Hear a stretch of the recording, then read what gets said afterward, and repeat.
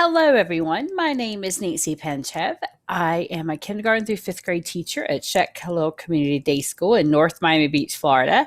And I teach a class called Social Studies Lab, where we take what students are learning in social studies and we do maker and STEM themed projects with it. In addition to that, I am the Instructional Technology Coordinator for our lower school. And so I do a lot of tech help with teachers and families already. And I also teach math to second grade. So I'm pretty busy at school. And we found out 2 weeks ago on a Thursday that we were not coming back to school after Friday. We had planned on having teacher training on the next Monday and Tuesday. And then someone in our community, not in our school community, but in our neighborhooding community, was tested positive for the virus. So we immediately said, no, sorry. So all of our training kind of went out the window. And I was like, how can I help people? Because my experience is that I have a master's in instructional technology. I have an EDS degree, a specialist degree in instructional technology and distance learning. And I'm like, this is my thing. I know about this stuff. I can help people. So I immediately started to create videos about different tools. And I started finding how-to guides and searching the internet for other resources. And so today what I'm going to be showing you is how to find resources, how to curate them and put them together in a way that's easy for your teachers and your families also to be able to access them, and also to share with the world. Now, you're going to see that I have on my cat ears here because when I teach my second grade math class live each week, and when I leave them good morning messages every day, I always have something on my head. So the game is, what does Miss P have on her head today? Because I really believe that having something to grab the kids' attention and the teacher's attention too really helps out. So I also have my cat with me sometimes.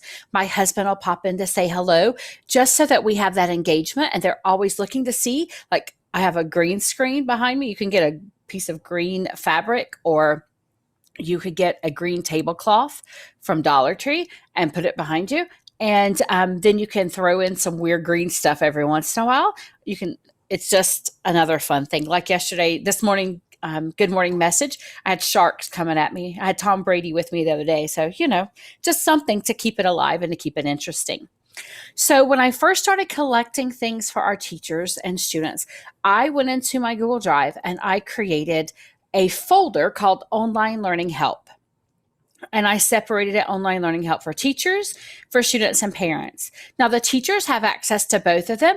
For students and parents, we took the videos and things that I made for there and put it on our school website so they could access it easier, not earlier. But so that teachers can go look at it and say, oh, look, here's the video that Ms. Penchev did, and share it out if somebody needs it. So when I first made this folder for teachers, I was just dumping everything in, as many things as I could find, and leaving it there. And it really did come up as a mess and a gobbledygook, as I like to call it. So I then started making folders within the folders. And Adobe Spark is a tool that you can use to make videos. So I put that together. I used it, in fact, to make a math measurement video just yesterday. So I put directions on that there. Brainpop, Class Pages is our LMS. Flipgrid, which I love Flipgrid. I saw another presenter presenting on it earlier. FlowCabulary, Google Meet. We use Zoom, so I have a whole Zoom folder here. But after a few days of using Zoom, we realized, we're not having the best classes with Zoom. So we didn't want to limit our teachers. We wanted to go ahead and open it up. So I have some Google Meet help stuff. Google resources. They sent out a whole Google Teach from Home kit. So that's in there. We are a Jewish day school. So we have Hebrew classes for half of our day, English classes for half our day. So this is some of our Hebrew notes. This is ideas for teaching in online classes. This is how you can make recorded videos. I'm using Screencastify, and I have that in there as well as a few other things. Our ECE teachers, we have at my school 18 months to 18 years. So we have babies all the way up to seniors in high school. And our ECE teachers were like, how in the world am I going to teach using Zoom every day? And so I came up with a morning meeting slideshow for them that has calendar and it has weather. And if you would like that, I'll have my contact information at the end of this video and you can email me and I'll be glad to share it with you. Everything here is shareable, and I have shared in many other places, so I have no problem sharing it with more people.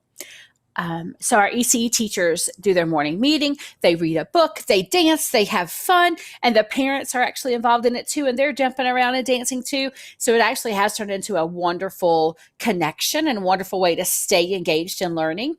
And then the teachers also post follow-up activities for what the parents can do at home based on what they did in class that day.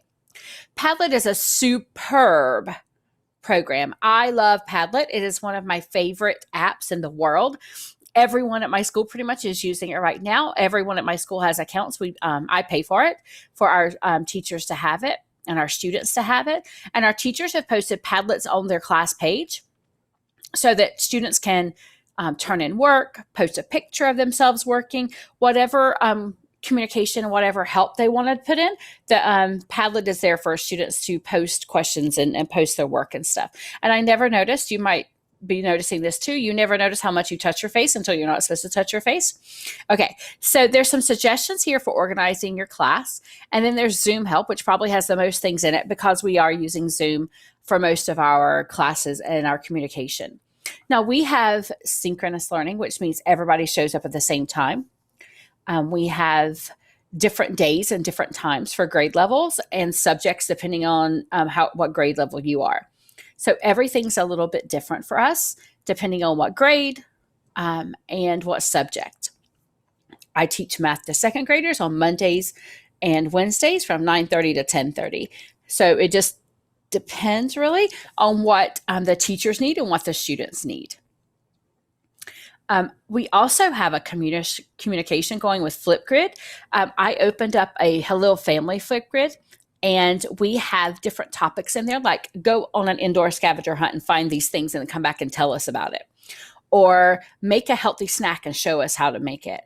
Or teach us your workout routine. And I even had my cousin Bryson, who's 5 years old and doesn't live here, create a workout routine counting by 5s and 10s so I could post it and share with my kids at school what my family's doing.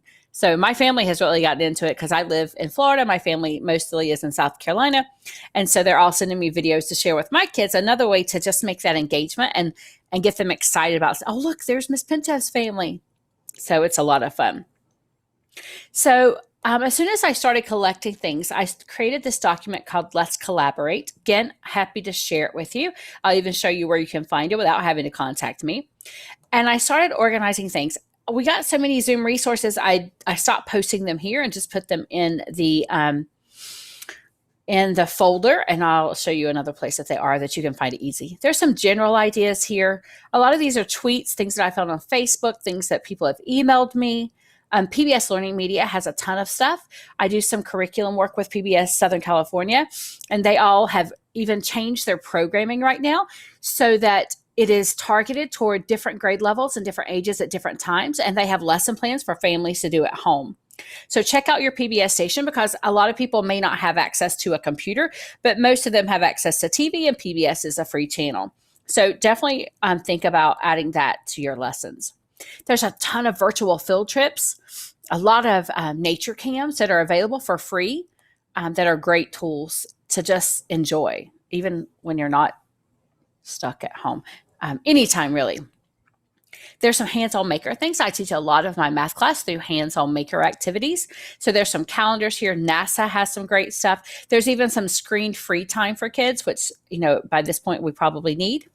I have a wonderful arts and PE department. I have a PE coach in our lower school who is sending out workout videos for the kids to practice and do on their own.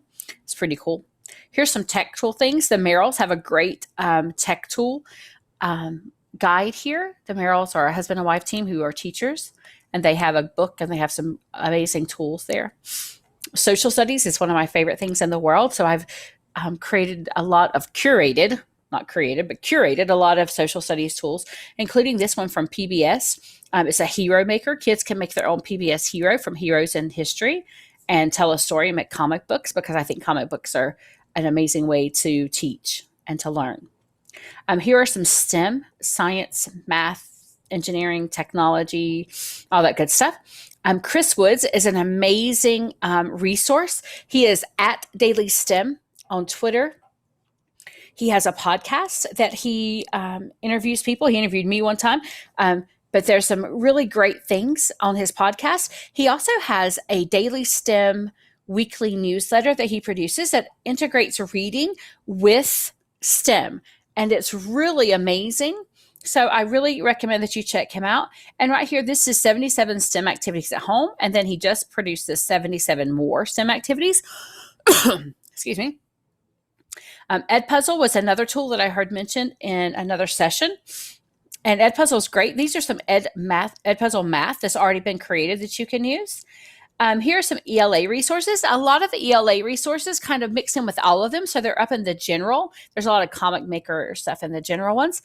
Today, I just saw this one about finding virtual pen pals. So kind of a safe way for kids to write to each other, which, is always a good thing to have.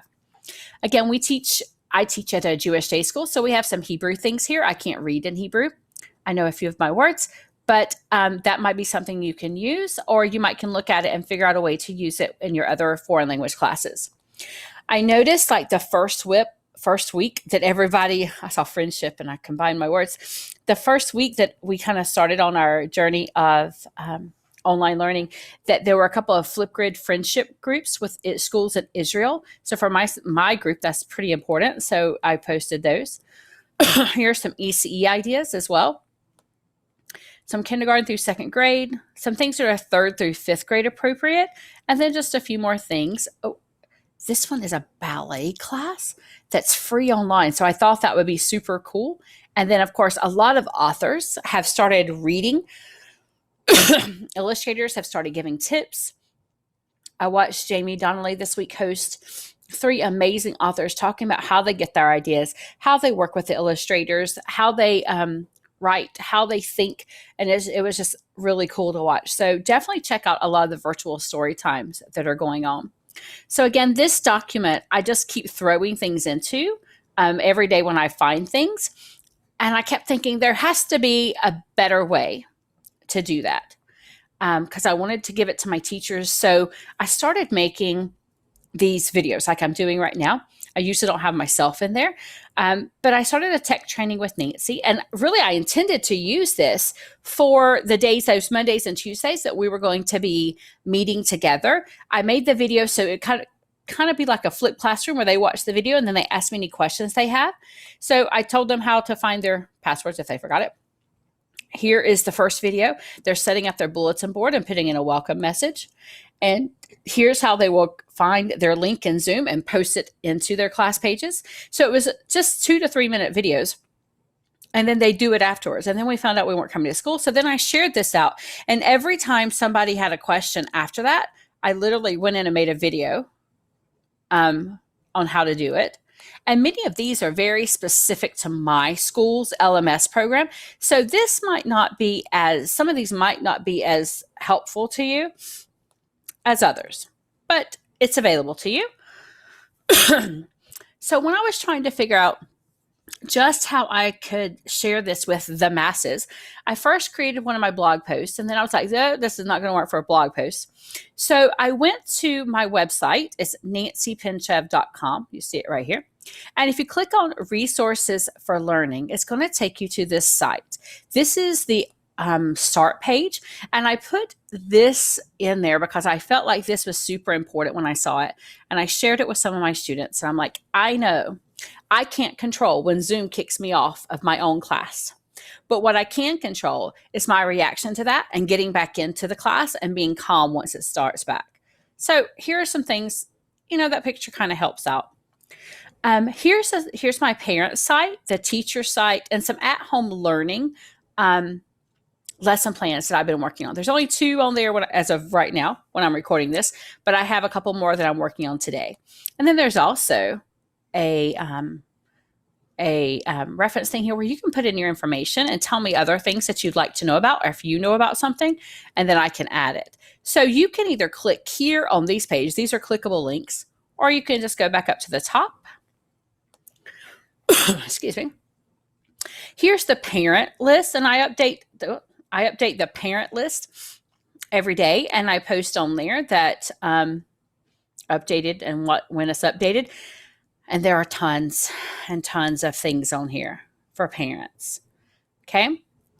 There's Fiona. You can go watch Fiona every day and see what she's up to. But let's talk about teachers. So this is a teacher guide page. And right here is the Let's Collaborate. That's what I showed you, the Google Doc that I had originally started. That's there, so you can go in and see all of that. The parent resources link is here. And I'm going to come back to this, but here are the Zoom things that either I made or I found. A lot of these, like this is Zoom setup, a tutorial I made. A lot of these are some written directions that I made. Then I started finding things like this great Zoom directions for kids. You can find it by clicking right here. I didn't make that. The techie teacher did. So it's posted right here. There's some Zoom task cards. And then someone saw the Zoom task cards and made them for Google Meet as well. So here's all the Zoom stuff. Okay. Each one of those, anything that's orange, I don't know why Weebly makes it orange, but anything that's orange and this one's blue, you can click on that. This is actually, I think, a webinar by Del Norte County Office of Education. So I found that they had posted it online, so I put it there too. I'm just trying to curate as much things as possible to help people with their questions, because I might not know the answer to everything, but somebody does. So here we go. So here's some Google things. Lots of helps. There's task cards. There's a cheat sheet here for Google Classroom. There's some Microsoft stuff. All of that is there for you. This is Screencastify, the thing that I'm using right now to make my video. That's a how-to. Screencastify saves right into your Google Docs, into the drive. So it makes it so much easier. You just click that blue button and copy the link, and you can paste it anywhere, including into YouTube, as long as your video is not more than like 15 minutes. And then I have already used I've already made a lot of these EdTech tools videos or how-to guides, or I collected them from other people. So I thought, let's just put them all in one place. Instead of making multiple pages for different things, I just put it all here together. And as I find more, I add them as well. So there's Brainpop. Brainpop is free right now for everybody. It's a wonderful tool. FlowCabulary. My kids love FlowCabulary. They create rap videos about different topics. And the best thing about FlowCabulary and Brainpop is you create your class in there. You assign them the video. You assign them the quiz, the write about it, the jokes. In FlowCabulary, they can create their own songs. In Brainpop, they can create their own movies. They create their own coding. And you don't have to know how to do it, because there's videos that teach the kids how to do it. And let's be honest, kids pick things up a lot easier than we do sometimes. So they can definitely use those, even if you don't know how to find it. My friend Tova sent me this thing here from the EdTech team. It's an app finder, and it says that you can put in like information about what you want to do, and it'll give you an app to do it with and directions or something. I haven't really played with it much, but that's definitely something to check out. Here are some more how-tos that I have made over the years of how to do different apps. And for the most part, these are free apps, because I think anything that a lot of people don't use the free stuff. I use the free stuff. I like the free stuff a lot better. So that is where I've posted information for teachers. Let me show you the one last thing I have going on here, and this is at-home learning plans. Now, as I said, I work with PBS Southern California with their early childhood department in STEM and math things, and they were looking at possibly doing some lesson plans. So I started pulling up some ideas. So this is a lesson plan that uses Chris Wood's at Daily STEM, episode number 52. It uses his idea about creating your own game using cardboard boxes, and it gives you step-by-step directions on how to do that. and then how to kind of sneak in the learning. A lot of these are going to be sneaky learning kind of things where the kids are just going to have fun doing it and they're not even going to realize they're learning, which is important to me because I want them to always have fun and not go, oh, I got to do work again.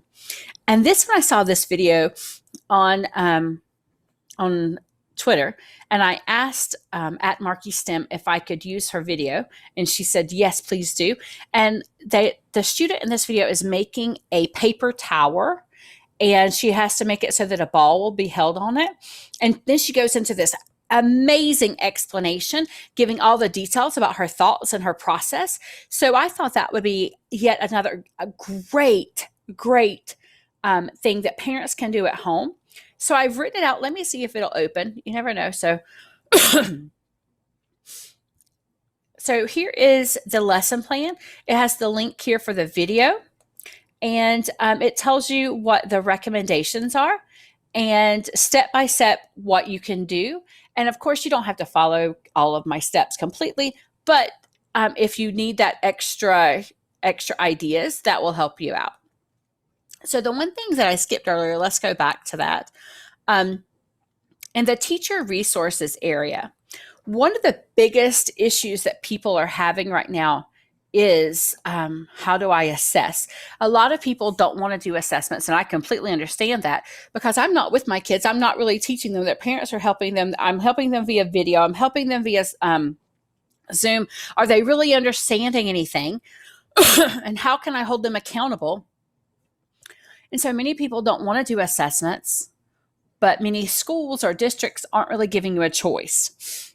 And they're telling you you have to do assessments. So I started thinking, what if I wanted my kid to do this in the regular classroom? How could I do it now in a different way that is going to be engaging and not sit down and write me a 10-page paper or sit down and write a 5-paragraph essay? Personally, I find 5-paragraph essays very boring. There's a million other things you could do instead of writing a 5-paragraph essay. So I started by making this graphic, and I was like, hey, there we go. And then I started thinking, but what if they don't know how to do that? If I wanted my kid to share their foreign language skills in a fun way, and I wanted them to use Pics, also known as Chatter Kids, depends on what app you're downloading, how could I do that? And I really couldn't explain all of that in a poster. I made this poster with Canva, by the way, which is free. I really liked it. I started playing around with it a lot more. But then I get bogged down in details and looks, and I don't get all the work in that I need. So make sure you don't have anything else pending when you go into Canva to start playing. So I decided, why not make a slideshow? And so this is a slideshow that I'm going to share with you now for the rest of our time here about assessments. And I made this for my teachers, but I want to share it with everybody because I want everybody to have the same things. My theory is if I've made this, please take it and use it. Share it with other people. I don't mind that you're sharing it. If you want to take my name off of it and claim it as your own, I mean, that's on you. I don't mind if you wanted to do that. I just don't want my things that I make to sit and go to waste. So please use them however you choose. Be kind about using it, but use it however. So instead of traditional assessments, let's encourage some creativity.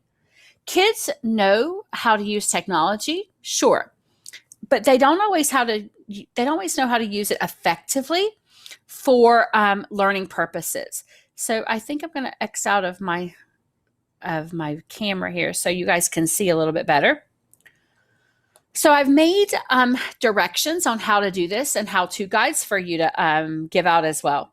So if you have no tech or little tech, here's something you could do. Art it up.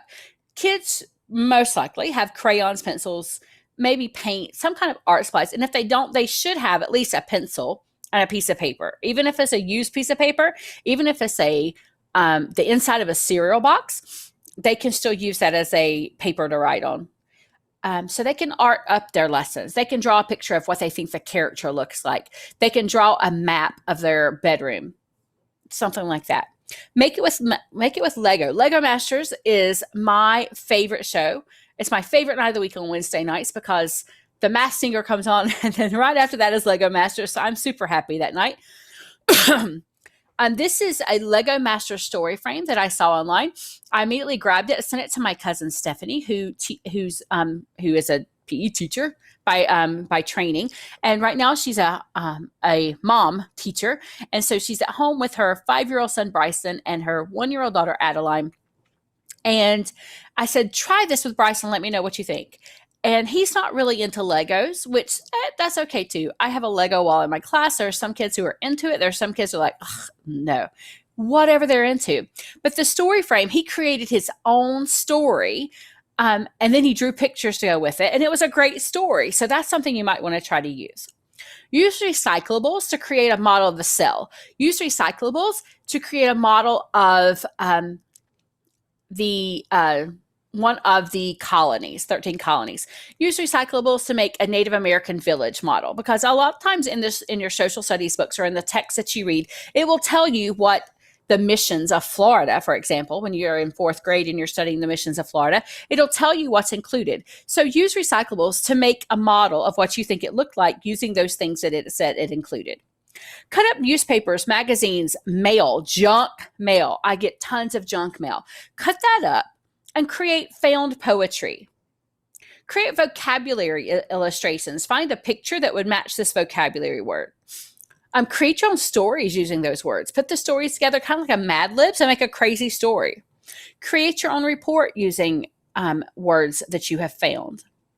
If you have index cards, if you have sticky notes, or if you just have paper, again, cereal boxes are great because they're cuttable. You can use the inside. Sometimes on some of the new ones, they may have games and stuff on the inside, which is super cool too. But if they don't, you can use the inside of cereal boxes, the inside of other food boxes. Nothing that comes in a refrigerator or freezer, because that can trap in moisture and it can sometimes affect your breathing if you have asthma issues. So I wouldn't do anything that's been in the refrigerator or the freezer, but any other boxes that food comes in, use the inside of that. Always reuse things. You can make your own flashcards with that, with those newspaper or magazines or whatever you found, the mail or whatever. You could make flashcards with that. Take pictures and post it to a Padlet. Padlet is an online bulletin board. You can make a certain number of Padlets for free, and then you can pay to get more options, and it is well worth it. Well worth it. I could do a whole nother thing on just using Padlet in your classroom, or even at home. So if you're interested, email me. I'll be glad to jump on Zoom with you and just give you a whole tutorial on Padlet, because I seriously love it. But you can take pictures of the work. You can ask parents to take a picture with their phone and post to Padlet or post to your class page in Google Classroom or Canvas or Seesaw, or they can even post it to a Google Slide to share the work that the kids have done. A lot of people, a lot of my families have Pic Collage on their phones already. So I've said, make a Pic Collage, take some pictures, make a Pic Collage, show me what you made and slap it on our Padlet, or email it to me and I can post it to Padlet. So this is a choice board I made. And if you click up here at the top where it says choice board, then it's going to open it up and you can modify this to however you need. Instead of me making a math choice board for 2nd grade, I make a general choice board, and then I let kids figure out what works for them when I'm asking them to show me what they've learned. So this shows you they can make a movie, and there's some tools that they can use to make a movie. Again, if you don't know how to do it and they don't know how to do it, I have the how-to guides coming up, so it's okay. You can do a podcast. You could do coding. A new thing for coding I need to add on this is the Brainpop coding, because Brainpop has now opened their coding to all ages and to everybody who has an account. And it's easy. It's picture-based coding, drag and drop, and pretty amazing. And then there's some offline activities as well there. So Adobe Spark Video. I made my math lesson for next week on Adobe Spark. I simply take pictures and add it in. I can take videos and add it in. I can actually get pictures that are in Adobe already that are copyright free. And I don't have to worry about any of the fair use and copyright, because it's already in there and it's already free. So they can also make a website through there. They can do videos. They can make handouts. There's a ton of things. So you want your students to share their writing, let them share it on Adobe Spark Video. You want them to explain a math problem, let them use Adobe Spark Video. Simple machines, family traditions, artifacts, retell a story that they've heard. This is a great tool in order to do that. And here are the written out directions. Up here at the top, there's some video directions. And if you want to scan these two QR codes, that will take you to some our Adobe Spark videos that my students have made, my Girls Building STEAM Club made about wildfires and saving the earth. Okay, so Chatterpix. Chatterpix will make your kids die laughing. If you don't want your kids to use it, then make your morning message using Chatterpix and send it to them. They will roll on the floor dying laughing.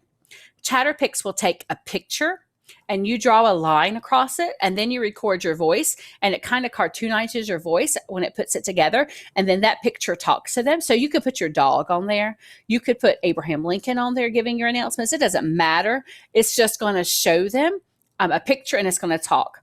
So I use this a lot with second grade when they're studying the presidents, because they do a whole research unit on presidents, and then they can put the picture of their president in there and tell some facts about their president, and they think it's the funniest thing, and I love it too.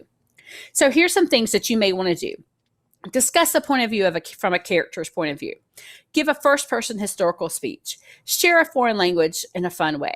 Bring a scientist to life. Have a cell tell about itself and how it goes through.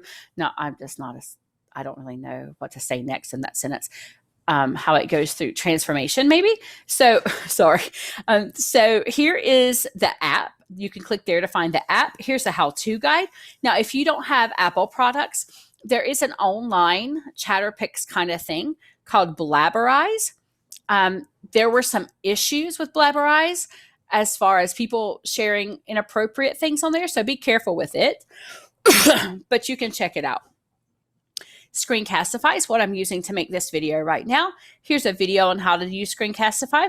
Maybe you want your students to create a presentation, and they've made it in slides, but you also want to hear their voice because slides doesn't take voice narration. Well, here's a way you can do that. Maybe you had them create art or do a maker project or make a poster about their science topic. Then they take a picture of it, put their picture on the screen, and record their voice.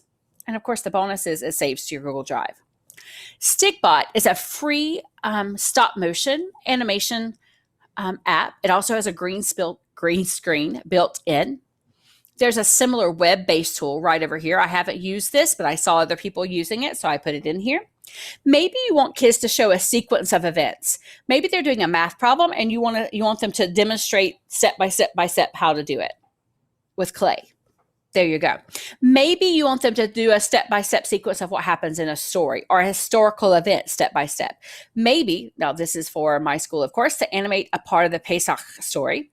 So they can also use this to show how to create letters, either in Hebrew or English or whatever, if you have a foreign language. All of these things can be done with Stickbot. So this is the directions. Now, Stickbot updates quite a bit, so sometimes what they use for their pictures also changes. So you might have to check that and see, but you could always share these directions with kids, tell them to go figure it out. They will figure it out. In fact, I know that they will, because this was actually brought to me by a student about 4 years ago, 3 or 4 years ago. And he said, Miss Penchev, I learned about this whole animation thing. And I said, good, teach everybody. And I watched and learned it too, and now I teach it. I've done a lot of videos with kindergarten. We did math videos where they made numbers out of clay, and then we made a plus sign, and then we made them all come together, and then they came out into the new number, and it was a lot of fun. Pic Collage, super simple app. Here's an example I found online where somebody put in their picture, they put in a picture of the book that they read, and they put in a summary. Here's the download for the app. Here are the Pic Collage directions. A lot of people already have it, so that's why I was thinking it was probably an easy thing to do. They could do story elements from a book. They can illustrate figurative language. Sometimes figurative language is very difficult, but if you can put a picture with it, they make their own video flashcards of, not video, but flashcards of figurative language here. They can put in a picture of a skeleton and label the parts of the skeleton.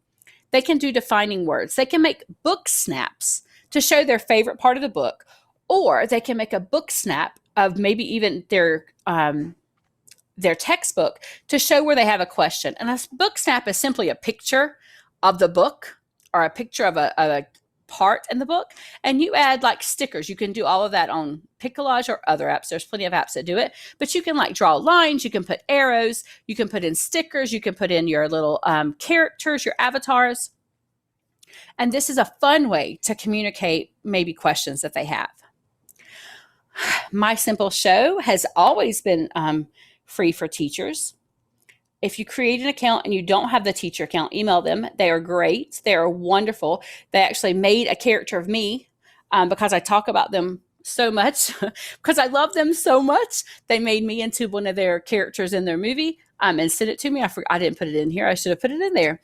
Maybe you want your students to explain a formula in math or how to solve a problem in math, create a timeline of historical events, how to do a physical exercise. My Simple Show is an explainer video. You may have seen a commercial on TV where somebody's writing something on a whiteboard and then a hand erases it. This other picture comes up and a cartoon character comes up. That's My Simple Show, is how you can create that yourself.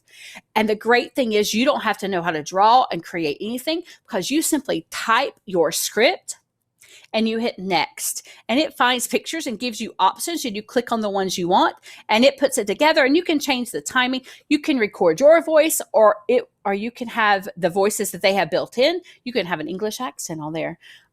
Lots of different voice choices, and it will put your movie together and then give you the link and say, here it is. Super, super simple, easy.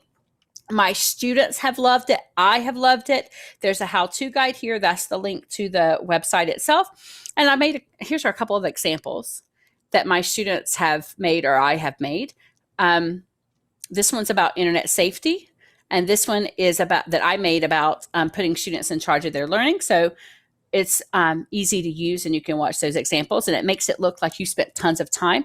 You could create a lesson for your kids using this and send it to them. They will think, and their parents will think, you spent hours, and it really is only going to be a few minutes of time. It's really great. Flipgrid. I know a lot of people have talked about Flipgrid. I saw an earlier session on Flipgrid. I love Flipgrid. I use it every week in my math class. I cannot impress upon you enough how wonderful it is as far as student safety. You don't have to worry about accounts. You can have students sign in with your school domain email. You can create accounts for your students. My second graders don't have school emails, so I created accounts for them. You can open it to the world, and then you can, even though it's open to the world, people have to have the link to get to it. And let's say that Bobby shares it with his uncle Tom somewhere else, who shares it with somebody else somewhere else, and they try to make a video. If you set it up on moderation, even if it's public, you have to approve the videos before they go live. So that's another safety concern that's taken care of. You can also set it up with a password to take care of safety issues. There are Flipgrid directions and video directions. You want your kids to respond how they connected to a character in a story. Practice their Hebrew, their foreign language letters, words, or a short passage. The reason it's really good for foreign languages is because you're watching their mouth, and sometimes how they move their mouth affects how their letters sound, right? So you can tell them, oh, I noticed that your lips were too far apart when you were saying that letter. Watch my mouth. I'm going to record a video. Watch my mouth, how this works. Explain how they solved a math problem. Create and share questions for each other and carry on a conversation about a topic. If you have book clubs, Flipgrid is perfect for book clubs. My kids create math problems for each other, and we go on and answer it, and they try to make them even harder and harder and harder. Edpuzzle, I saw this as a topic someone else shared as well. You make videos, or you find videos online, you put it into Edpuzzle, you enter in questions. The kids have to answer the questions before they can go on. Gives you a grade right there, perfect for assessment.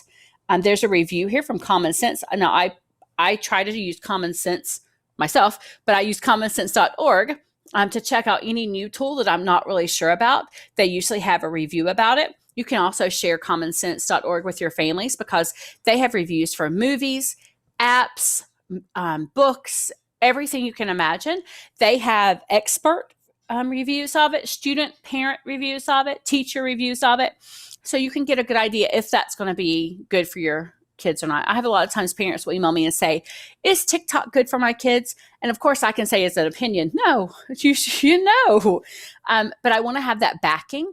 So the parent's not saying, Miss Penchev said you couldn't play TikTok, and then that kid gets mad at me. And I really don't care if they get mad at me. I would rather them be mad at me than take it out on their parents. But if I have lots of people explaining why TikTok is bad, then it provides that for a parent to be able to discuss with their kids why TikTok is not a great idea. So here's another tool. PlayPosit is another tool similar to Edpuzzle that you might want to try out. I've heard really good things about it. I haven't used it, but I've heard good things about it. So check it out before you give it to people. FlowCabulary. Love FlowCabulary as part of the Nearpod family. Now they've joined forces together. Here's the FlowCabulary directions for teachers written out. Here it is in a video form. They have every subject level. They have every grade level. You can search the topics by standard even. It's just amazing. And it's fun. And you can slow down the video, because the faster video, the original speed video, is super fast sometimes for my second graders and my first graders when we were learning about maps. Like we watched this one right here. And it was way too fast for them. And this one here, we watched the landmarks one. So I slowed it down the first couple of times that we watched it. And then they would say, okay, speed it up. And we would get up and dance to maps and landforms and stuff. So here are some of the things you can do. You can create your class in FlowCabulary and then assign them to practice vocabulary. They can read and respond. They can take a built-in quiz. They can create their own videos, all of which could be considered assessments. And then you can have your grades that way. Brainpop, another amazing tool that has assessment built in. Now, Brainpop doesn't just have things it has K-12. So there's Brainpop and then Brainpop Junior. There's Brainpop for English language learners. You can see they have Brainpop Espanol, Francés, and then Brainpop for educators is just helping you figure out how things work. Here's a direction here for written directions and then a video. The written directions, I didn't make that, but somebody shared it on Facebook, so I grabbed it and stuck it in with my stuff. But it's step-by-step directions for students on how to do it. It makes things so easy. I love when people try to make things easy for you. Now, here are the assessment options within Brainpop, and it varies depending on the age level. Brainpop Junior doesn't have Make a Movie, but it does have the coding. Some things are for older kids, some things are for younger kids, and sometimes it depends on what the topic is, what's available within that topic. But they have hard quiz, easy quiz, or a mixed quiz. Many of them have Make a Map, and with Make a Map, it's like creating a brain map, and it has built-in images from that video for kids to use in their map. That Make a Movie also has the built-in images, so they're making their own Brainpop video using the images that were in that video. Related reading worksheets are on some of them. Of course, they have the jokes too. My kids really enjoy the jokes and Belly Up and all of that stuff. So pop a joke. They really like that. GIMP Kit is a pretty great tool.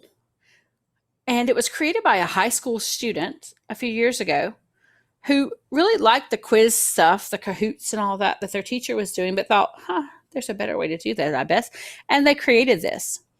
You can use GIMP Kit in class. It can be used for homework.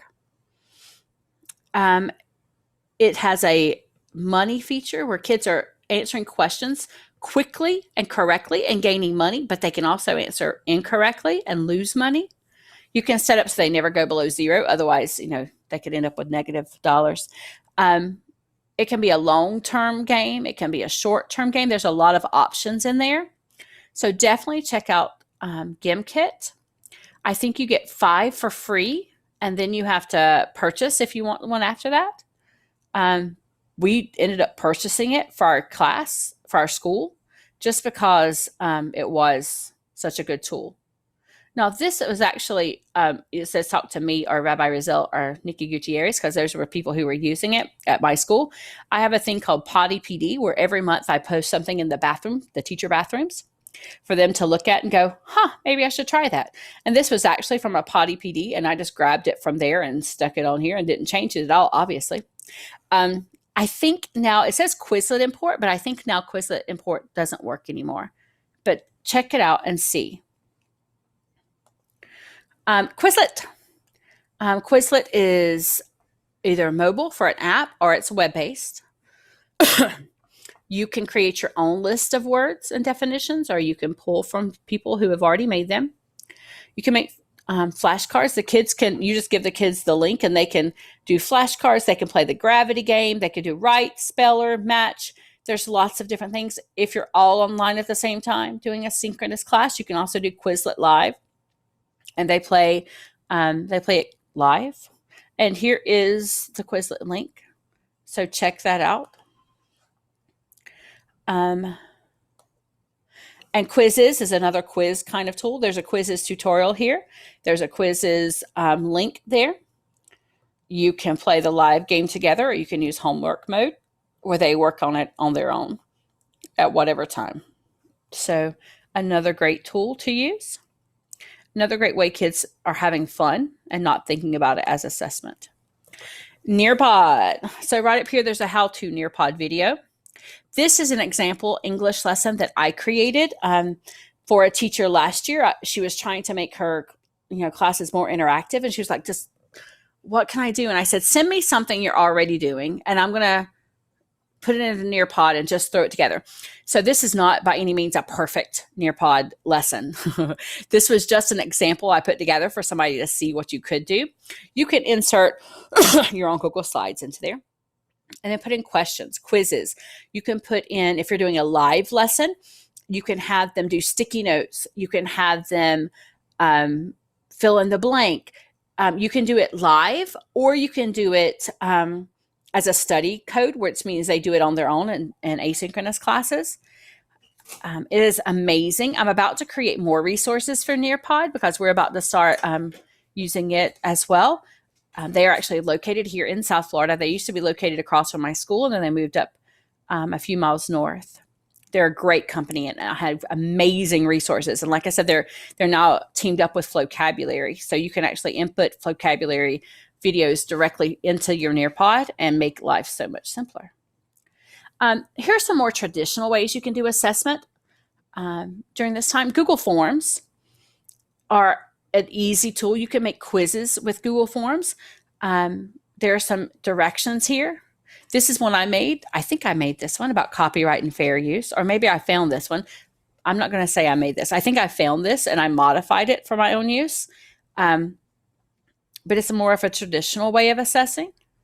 There are a ton of AR and VR activities that you could send out to kids to help them. I'm not sure that it would be assessment, but to get ready for maybe assessments, or maybe you can have them create their own stuff after watching it.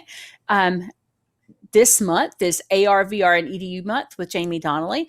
If you Google the hashtag AR, VR, and EDU, you will find her website. I believe that's linked right here, but you can also see it on Twitter and see all of the resources she shared. She shared one a day, every day this month. And it's made me really sad that I'm not in school with my kids, so I can say, hey, look at this right away, rather than having to email them. So that is my session for you. Like I said, I have tons of resources at my website, nancypenchev.com. It's under resources for online learning. There's parent, teacher, and at home. I also have conference sessions here that I've done. If you just want to go deep dive into my into my different conferences and stuff, you'll see lots of tools there. And again, feel free to take and use whatever you have. I will be adding to the Let's Collaborate, which is right here. I will be adding to the resources and continue to spread my technology love as much as I can.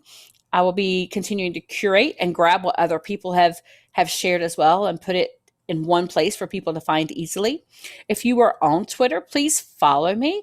I am at Penchavable. I believe you'll see it here. That's me dressed up as Fancy Nancy. I do Fancy Nancy quite a bit because I am Nancy and I am fancy. So I was just Fancy Nancy about 2 weeks ago at school. Here are some ways some things about me, some things that I've already posted, some of my background. And I think somewhere if it's not on here, I'll put my contact information on there. Nancy Penchev at gmail.com, at Penchevable. You can search Nancy Penchev on Twitter and you'll find me there too. I'm also on Instagram. I share a lot of pictures from my classroom.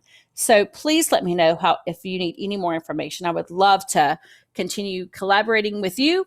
The more information I get from other people, the better I can make my site for everyone else. I hope you have a wonderful day and Zoom you later.